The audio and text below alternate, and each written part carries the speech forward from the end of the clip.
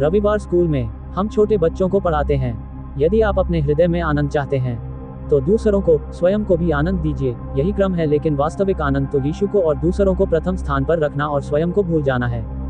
आप देखिए, मसीह यीशु में जीवन की आत्मा का नियम का अर्थ है ईश्वरत्व का जीवन। वह जीवन है जो परमेश्वर आपको देना चाहता है, तुम्हें दिया है, और यही वह है जिसे वह अपनी महिमा के लिए आपके माध्यम से जीना चाहता है, ताकि जीवन तुम्हें पाप और मृत्यु की व्यवस्था से स्वतंत्र कर दे। अब पाप और मृत्यु का नियम, हमने पिछली बार इस बारे में बात की थी। पाप और मृत्यु की व्यवस्था से आप स्वतंत्र हो सकते हैं। इसका तरीका है कलवरी पर प्रभु यीशु मसीह का पूरा किया गया कार्य। रोमियो अध्याय 6 में यही कहा गया है। रोमियो 6 ने आपको बताया कि क्योंकि आप मसीह में हैं, आपको याद है, हम शुरू में आदम में हैं और एक आदम है। सब मरते हैं, परंतु मसीह में सब जिलाए जाते हैं। इसलिए हमें आदम से निकलकर मसीह में आने की आवश्यकता है, और ऐसा करने का तरीका एक आत्मा के द्वारा है। क्या हम सब एक शरीर में बपतिस्मा लिए हुए हैं? नहीं बूझते हो? रोमियो अध्याय 6 कहता है, हम में से जितनों ने यीशु मसीह में बपतिस्मा लिया है, वे उसकी मृत्यु में बपतिस्मा लिए हैं। हम बपतिस्मा द्वारा मृत्यु में उसके साथ दफनाए गए। हमें जीवन की नवीनता में चलने के लिए पाला गया है। हम परमेश्वर की आत्मा के एक दिव्य बपतिस्मा द्वारा रखे गए हैं। हम आदम से बाहर निकाले गए हैं, और इसीलिए मैंने आपसे हर बार कहा है कि जब भी हमने इस विषय पर बात की है, तो किसी को भी रोमियो अध्याय 6 में दिए गए बपतिस्मा में पानी का एक अणु भी न मिलाने दें। जब वे ऐसा करते हैं तो वे आपकी आध्यात्मिक नस को काट देते हैं। जो कोई भी रोमियो के अध्याय 6 में पानी डालता है, वह एक विरोधी है, यीशु मसीह के क्रूस के कार्य का दुश्मन है और परमेश्वर के अनुग्रह का दुश्मन और विकृत करने वाला है। मैंने हर बार आपको बताया है कि मैंने आपसे ये कहा है कि मैं आपको आक्रामक होने की कोशिश नहीं कर रहा हूँ। मैं समझता हूँ कि यह एक कठोर बयान है। ये कठोर नहीं है, ये कठिन है, क्योंकि बाइबल को समझना आसान है। यह विश्वास करना कठिन है कि एकमात्र अपराध जो मैं चाहता हूँ कि आप इस कार्यक्रम से प्राप्त करें, वह है क्रूस का अपराध। मैं आक्रामक नहीं होना चाहता। मैं नहीं चाहता कि कोई और बात आपत्तिजनक हो। यदि क्रूस आपत्तिजनक है क्योंकि यह कहता है कि यीशु मसीह ही सब कुछ है और बाकी सभी लोग हैं तथा बाकी सभी कुछ भी नहीं है, तो ऐसा ही हो। यदि आप इससे नाराज हैं तो मुझे कोई आपत्ति नहीं है।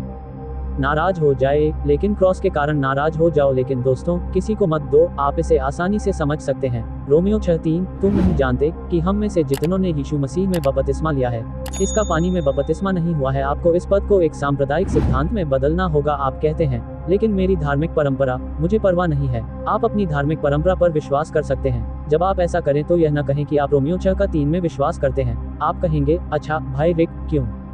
क्योंकि मैं पढ़ सकता हूँ और आप भी पढ़ सकते हैं। वह कुत्ता शिकार नहीं करेगा, उसके पास ऐसा करने के लिए नाक नहीं है। उस अध्याय को पूरा कर लो। इस प्रकार रोमियो 6:3, क्या तुम नहीं जानते? वहाँ कई बर्तन हैं जो यीशु मसीह में बपतिस्मा लेते हैं और उनकी मृत्यु में बपतिस्मा लेते हैं। हम पाप के प्रति मर चुके हैं, हम परमेश्वर के प्रति जीवित हैं। अब हम यही हैं। मसीह यीशु में जीवन की आत्मा ने हमें पाप और मृत्यु की व्यवस्था से स्वतंत्र कर दिया है।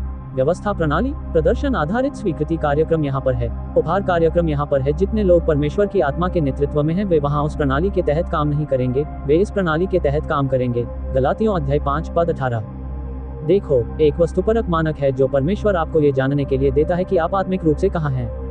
अपने बलिदान के द्वारा पाप को दूर करो। जीवन की नवीनता में चलने के लिए उठाया गया। हम उस पहचान में जीते हैं जो परमेश्वर हमें यहाँ देता है।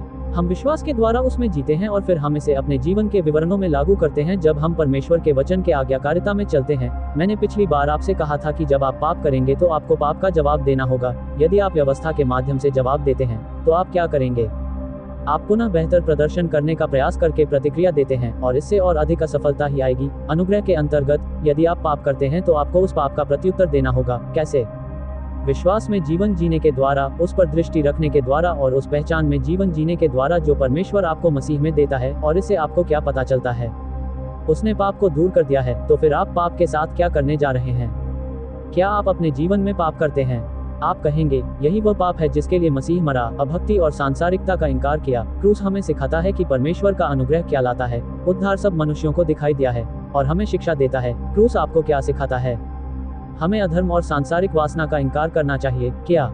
इस बात को नकारते हुए जियो कि मैं अब वह नहीं हूँ, मैं वह हूँ, और मुझे उस पहचान में जीना चाहिए जो परमेश्वर ने मुझे अपने पुत्र में दी है। खैर, ये रोमियो 8 है। गलातियों के दूसरे अध्याय की 20वीं आयत में पौलुस ने कहा, मैं मसीह के साथ क्रूस पर चढ़ाया गया हूँ, फिर भी मैं जीवित नहीं हूँ, पर मसीह मुझ में जीवित है, और मैं शरीर में अब जो जीवित हूँ तो केवल परमेश्वर के पुत्र पर विश्वास से जीवित हूँ, जिसने मुझसे प्रेम किया और मेरे लिए अपने आप को दे दिया। जब वह कहता है, मैं परमेश्वर के पुत्र पर विश्वास से जीवित हूँ, तब यीशु मसीह ने अपने पिता के वचन पर निर्भरता का जीवन जिया जो उसने उसे दिया था। जब वह बगीचे में था तो उसने उस प्याले को देखा और उसने कहा, हे पिता, तो भी मेरी नहीं परंतु तेरी ही इच्छा पूरी हो। इसीलिए पौलुस कह सका कि वह मृत्यु तक, हाँ क्रूस की मृत्यु तक आज्ञाकारी रहा। वह पिता की इच्छा का पालन करते हुए वहां गया, पिता और उसके वचन और उसकी योजना पर निर्भर रहना। आपको और मुझे भी इसी तरह से जीना है। हमें परमेश्वर के वचन पर संपूर्ण निर्भरता में जीना है, इस तथ्य पर कि हम वास्तव में कौन हैं और परमेश्वर हमारे साथ किस प्रकार से संबंध रखता है। हम वास्तव में पूरी तरह से क्षमा किए गए हैं। उसने वास्तव में अपने बलिदान के द्वारा हमारे पाप को दूर कर दिया है। वह सचमुच हम में रहता है। आप जानते हैं कि पाप के बारे में इसका क्या अर्थ है। इसका मतलब है कि पाप आपके समय की पूरी बर्बादी है। जिस पाप ने आपके उद्धारकर्ता को आज आपके जीवन में सक्रिय होने के लिए क्रूस पर चढ़ाया, वह आपके समय की पूरी बर्बादी है। चाहे वह व्यभिचार हो, यौन अनैतिकता हो, चाहे वह नशे की लत हो या रासायनिक पदार्थों की लत हो, चाहे वह क्रोध हो, चाहे वह धर्म हो या फिर वह अच्छे काम हो जिन्हें आप ईश्वर और दूसरों को स्वीकार करने के लिए करने का प्रयास करते हैं। ये सब आपके समय की पूरी बर्बादी है, क्योंकि यह आप हैं और आप देखिए कि आप जिस पर निर्भर हैं वही आपके जीवन को नियंत्रित करने वाला है यदि आप ईश्वर के वचन में आ जाएंगे। इसीलिए हम हर सप्ताह यहाँ आते हैं और सराहना करते हैं कि परमेश्वर ने आपको अपने पुत्र में क्या बनाया है, न कि सिर्फ उछल कूद मचाने वाले के रूप में, यीशु। और ओह, मुझे यीशु से जुड़ी चीजें कितनी पसंद हैं। मैं परमेश्वर के वचन के तथ्यों को जानने की बात कर रहा हूँ कि उसने आपको मसीह में क्या बनाया है। मसीह की देह के सदस्य के रूप में आप कौन हैं। समझिए कि आज परमेश्वर क्या कर रहा है, जानिए वह क्या कर रहा है। उनके पुत्र प्रभु यीशु मसीह के लिए उनके पास क्या महान ब्रह्मांडीय योजना है। ब्रह्मांड में क्या ब्रह्मांडीय योजना है और मसीह की देह के सदस्यों के रूप में हम उसमें कैसे फिट बैठते हैं। यदि आप इसमें शामिल हो जाएंगे तो इसे अपनी समझ में शामिल कर लेंगे। उस सत्य को अपने जीवन में जीने दो। इस बात पर अपना रुख रखें कि यही वास्तविकता है। इससे न केवल आप समझ पाएंगे कि परमेश्वर के कार्यक्रम में आप कहाँ हैं, आप अपने जीवन के विवरण में परमेश्वर के वचन के सत्य को काम करते हुए देखना शुरू कर देंगे।